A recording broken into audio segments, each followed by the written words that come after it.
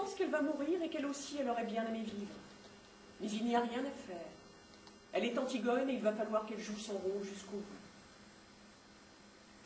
Depuis que le rideau s'est levé, elle sent qu'elle s'éloigne à une vitesse vertigineuse de sa sœur Ismène, qui bavarde et rit avec un jeune homme, de nous tous qui sommes là bien tranquilles à la regarder, de nous qui n'avons pas à mourir ce soir.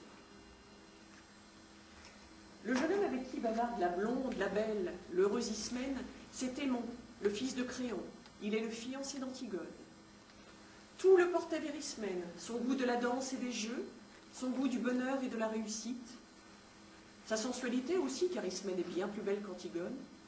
Et puis un soir de bal où il n'avait dansé qu'avec Ismène, un soir où Ismène avait été éblouissante dans sa nouvelle robe, il est allé voir Antigone, qui rêvait là dans un coin, ses bras entourant ses genoux, et il lui a demandé d'être sa femme.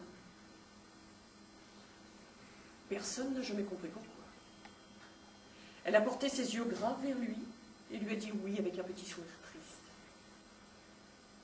Il ne savait pas qu'il ne devait jamais y avoir de mari d'Antigone et que ce titre princier lui donnait simplement le droit de mourir.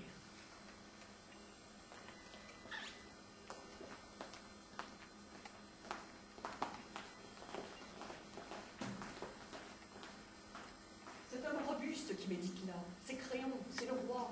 Il a des rides, il est fatigué, il joue au jeu difficile de conduire les hommes.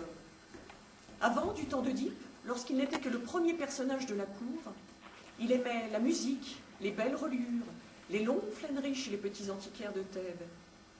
Mais Oedipe et ses fils sont morts. Il a laissé les livres, les objets, il a retroussé ses manches et il a pris leur place.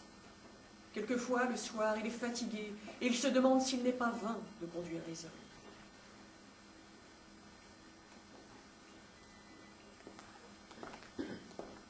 La vieille dame qui tricote là, à côté de la nourrice qui a élevé les deux petites, c'est Eurydice, la femme de Créon. Elle tricotera tout au long de la tragédie, jusqu'à ce que son tour vienne de se lever et de mourir. Elle est bonne, digne, aimante. Elle ne lui est d'aucun secours. Créon est seul.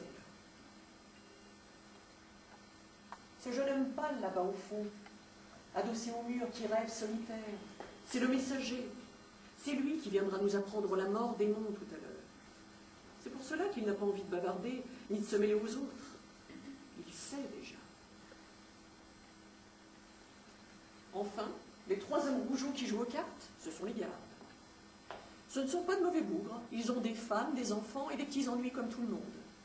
Mais ils vous empoigneront les accusés le plus tranquillement du monde tout à l'heure.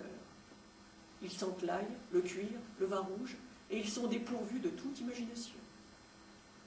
Ce sont les auxiliaires toujours innocents et toujours satisfaits d'eux-mêmes, de la justice. Voilà. Maintenant que vous les connaissez tous, ils vont pouvoir vous raconter leur histoire. Celle-ci commence au moment où les deux fils d'Oedipe, Éthéocle et Polynice, qui devaient régner 1 an chacun à tour de rôle sur la ville de Thèbes, se sont battus et entretués sous les murs de la ville.